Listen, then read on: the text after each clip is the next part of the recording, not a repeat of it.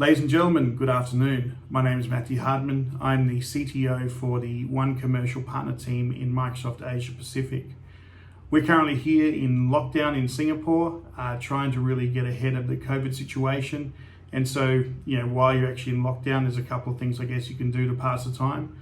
One of them I've started doing is letting my children cut my hair, and I'm not sure if that's working out or not. We're spending a lot of time working out how to create new inventive recipes in the kitchen and try not to consume too much of the food delivery services. And then in spare time, actually take the opportunity to look at some innovative technology platforms that are coming out to the marketplace. I used to work for a company called Vantic, and Vantic was a brilliant company who'd built a low-code, no-code application platform to help organizations build real-time event-driven applications. It was fascinating, some of the use cases we could go ahead and actually use for that, but to help people get those applications out rapidly. At Microsoft, we're doing the same thing. We have a platform called the PowerApps platform. And if you look at some of the data, Charles Lamana from our Citizen Applications platform here at Microsoft actually called out in the next sort of 5 years, we expect there will be about 500 million new applications being created. And he states that that's more applications that have been built in the last 40 years.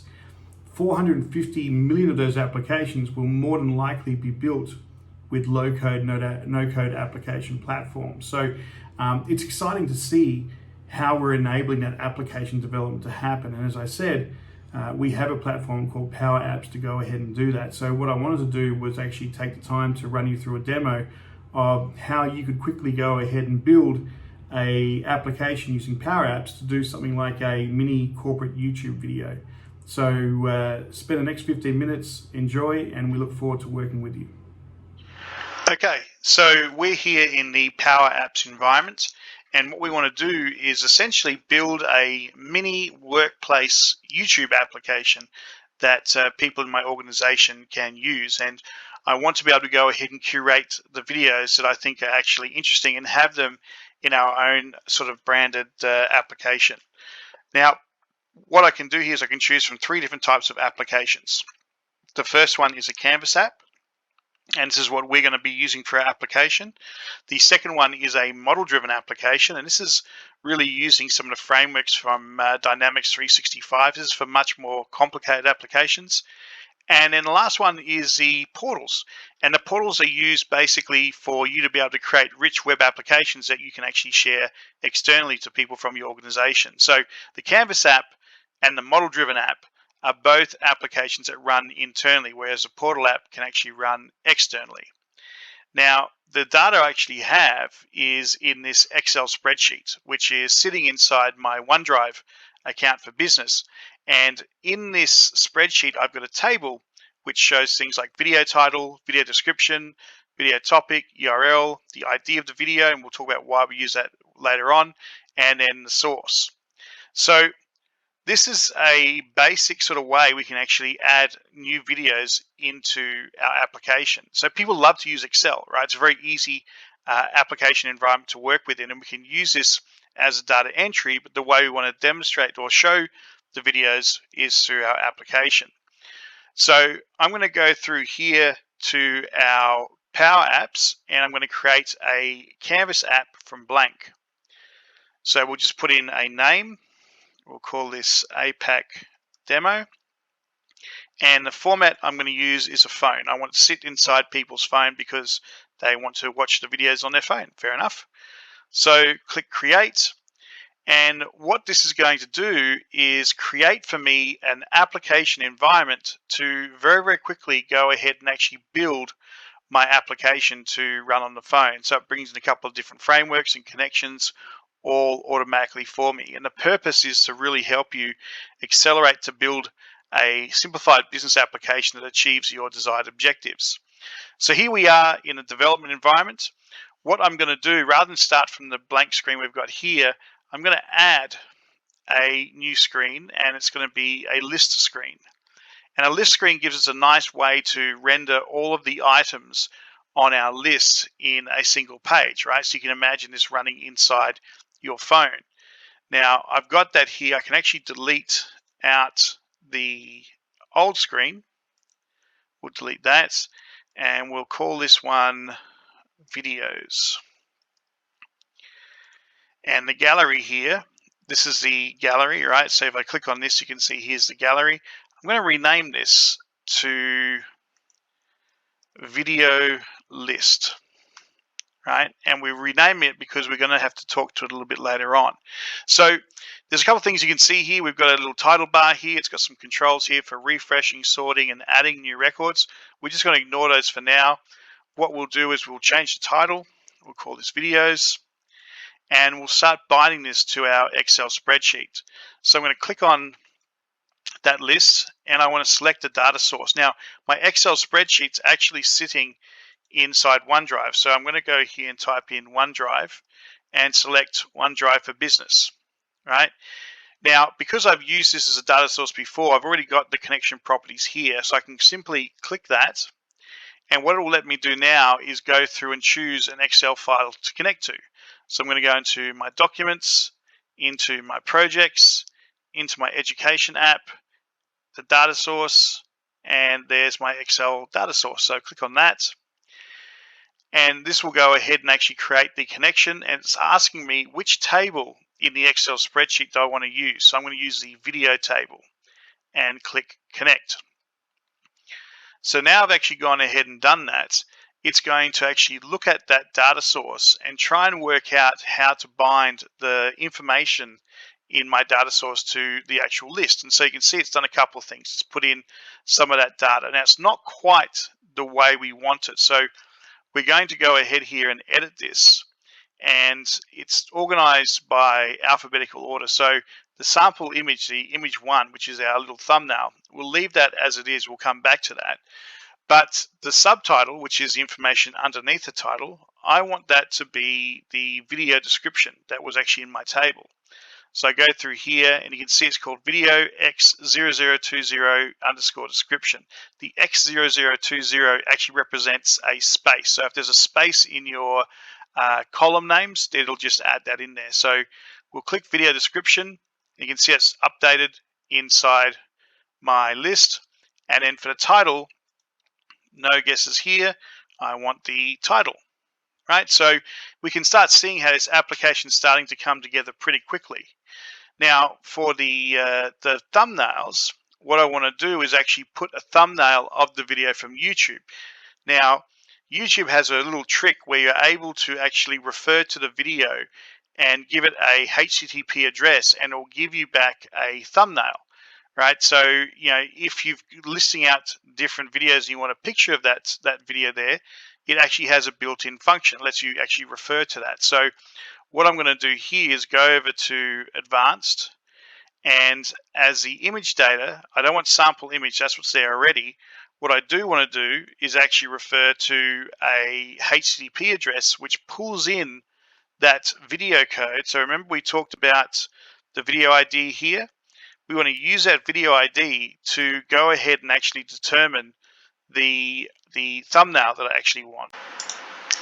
So what I can do is go over here and click on the thumbnail, and I'm going to select this area here under Advanced in Data, and I'm going to paste in what that link should be. Now you can see straight away it's posted the information up, and you can see there's the actual URL for YouTube, this /vi, and then we put in the video ID. So I'm pulling that from the data and then adding on the 0.jpg. In fact, it gives you a couple. If I were to go ahead and actually change the 0 to a 1, you can actually see there's different variances of the thumbnails, right? So I'm just going to go with 0, which is the starting one. So now what we can actually see is we've actually got our video list pretty much ready to go. So what we're going to do next is add the video player to make this possible. So let's go through here, and we're going to add a new screen. We'll just add a new blank screen. And let's go ahead and rename this to video player. Right? And now what we need to do to be able to start displaying the data is we need some sort of container to put in our different controls and labels. So what I want to do is add a component here, and I'm going to add in an edit form.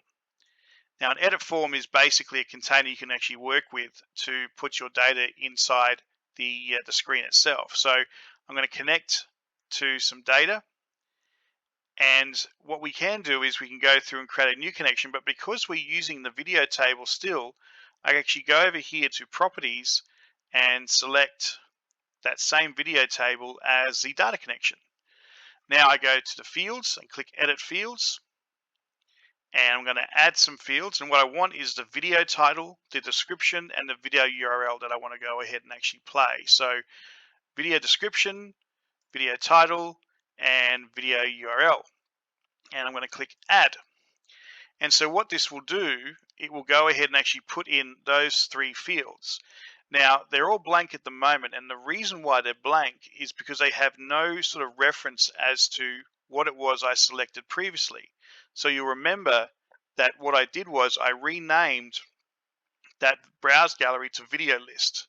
So if I come over here back to my control and actually go to advanced and come down to data, you can see here the item here is blank. So if I come here and type in video list dot selected,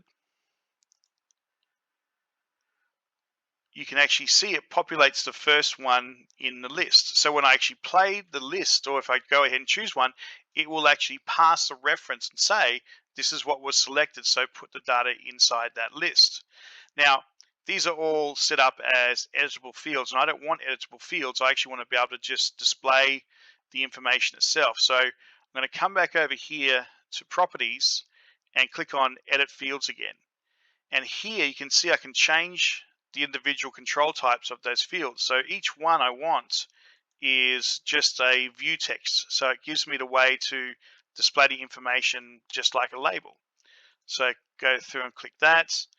And then what I also want to do is actually change the order. So I want the video title above the description. I want the video playing between the title and the description at the bottom. So I can go through and actually move the video description down. Oops, there you are. Move down, and now we're in the right order. And in fact, what I want to do is just move these around a little bit. Now what you'll find is each field goes into its own separate card. That card basically contains the data source that we're actually going and working with, right? So what I can actually do is make this a little bit bigger. Right, I'm going to make my video a little bit bigger. In fact, we'll extend the whole control all the way to the bottom, so we have lots of space. And the video URL, I want to actually replace this not with the text. I don't want to show someone the text. I want to show them the actual video itself. So I can click on this, right click, and choose unlock. And this gives me the opportunity now to basically edit the information. So I can click on the field here, I can delete it. In fact, I don't need the video URL label, so I can delete that as well. And what I want to add is a media control, which is a video player. And we'll drop that into our screen. All right, so we can actually see there's our screen here. We'll give it a little bit more room and put that in the middle. Now, when I run this, even though I've gone ahead and put it inside the card, it's not really connected. So it gives me a sample video just to sort of see the playback working, right? So we need to go ahead and actually fix that up. So I'm going to click on close. We're going to click on our video, and we're going to go down to advanced, and in our data section, the media area, I'm going to go ahead and actually change this to video URL. And so what we should immediately see is the YouTube video being populated into the control there. So pretty much our application's almost ready to go. So what we want to do is just do a little bit of cleanup and some navigation, because we still need to navigate back and forward between these two screens. So just for consistency, I'm going to go back to my first video, my first screen. I'm going to select this top bar, and we'll go ahead and put this inside our app. We will make this all a little bit bigger. All right, so move that to the top there. And what I want to do is put a icon control, which will give me the ability to have a back button. So there's our icon. I'm going to go to properties and click left.